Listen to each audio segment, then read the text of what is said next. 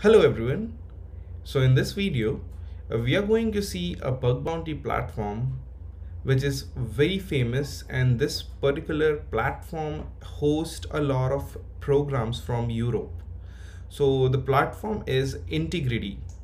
You just have to go to this particular URL, that is login.intigriti.com, and you can just sign up your account if you don't have one. The registration process is pretty simple. You just need to give the username that you would like to have onto this particular dashboard, the email address, your phone number, any strong password with a good entropy, and you should agree this. After you hit on create account, you will get a verification email onto your emails inbox. After you have verified your email, then you just need to log in.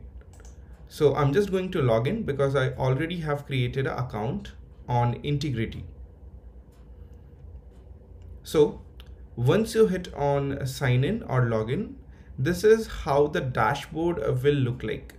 As you can see over here, welcome back Rohit Shifa. This is the username that I have kept for my account.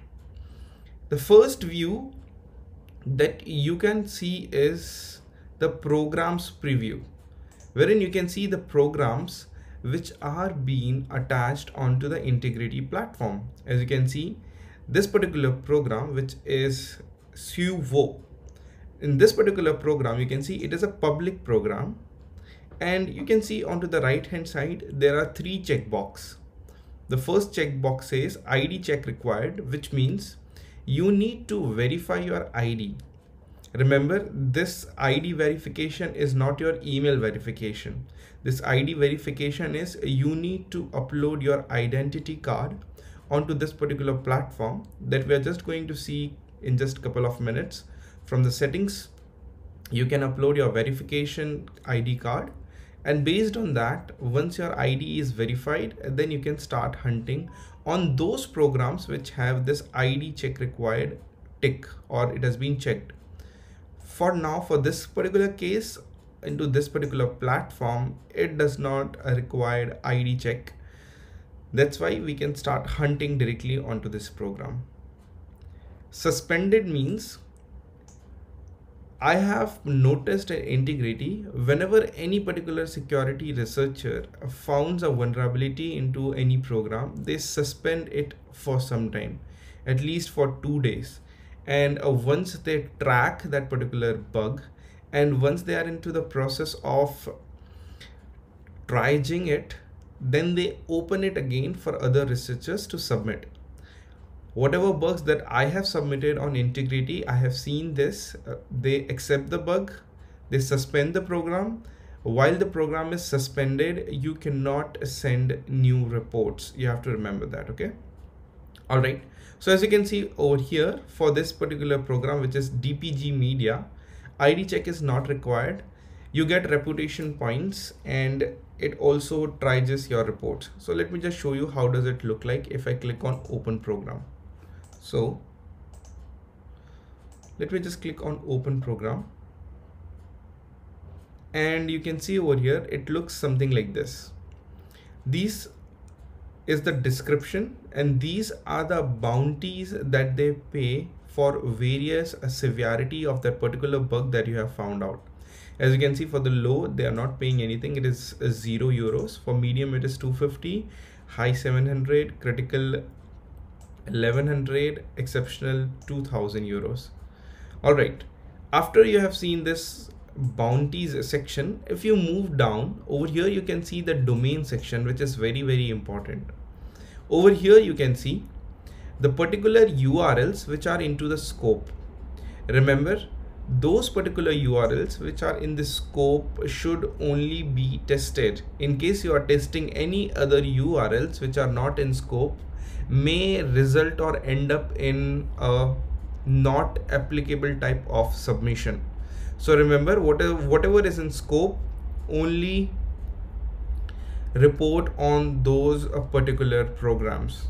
All right, so now you can see over here, these are the particular domains or subdomains which are valid to report. If I just scroll down, then you can see in scope, this is okay. Out of scope, in out of scope, you can read whatever bugs are considered to be out of scope. So do not try to report these types of vulnerabilities. For example, let's say CSV injection or hyperlink injection or takeovers, or session issues wherein session does not get log out or session does not get expired. These types of issues are considered to be out of scope for this particular program. All right, if you see onto the right hand side, hold on tight, this program is currently suspended, which means some researcher has recently submitted a report, which you can see over here, last contributors which have been contributing and reporting the vulnerabilities.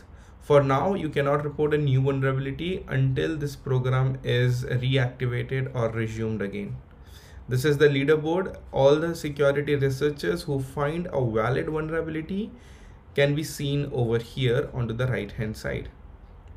All right, let's go back to the dashboard. And now we have understood this. If I click on browse programs, then you will be able to browse programs according to your need. Over here, you can see I have got invites as well. So invite is an amazing feature in which you get those particular programs which are only there for few researchers. So these are not public programs. All right. So these two programs, if I accept the invite, then I can start hunting on these programs, but these programs are only invite only. As you can see over here, this particular program access router is a public program, which means this is available for everyone to hunt on and find vulnerabilities. But this program is invite only. As I've accepted the invite, it is coming under all programs. You can see this program is invite only. So those programs which are considered as invite only are a good source to hunt vulnerabilities on, because there are only few security researchers who get these invites. So the scope is high that you may end up finding a valid vulnerability, because less number of hackers or less number of security researchers are going to hunt on these particular programs. All right. If I click on show more, then you will be able to see all the invites that you have got. As you can see, I have got all of these invites, but I haven't accepted any till now. If I go in activity, you will be able to see the activity that has been happening. So as you can see, these programs are suspended. This program is open. This program is suspended. Then again, it got opened, and so on. If I go on payouts, in the payouts, you will be able to see whatever payout you are getting. So you can see I have got a payout on 5/27/2020 that was 150 euros. This particular vulnerability was no rate limit on OTP check lead to phone number takeover. All right, let's come back, and in my submission tab, you will be able to see the submissions that you have done onto this particular program. So as you can see, these are the submissions that I have performed on this particular program. If I will click over here onto my profile and I will click on my activities, then you will be able to see whatever activities I have done and I have reported.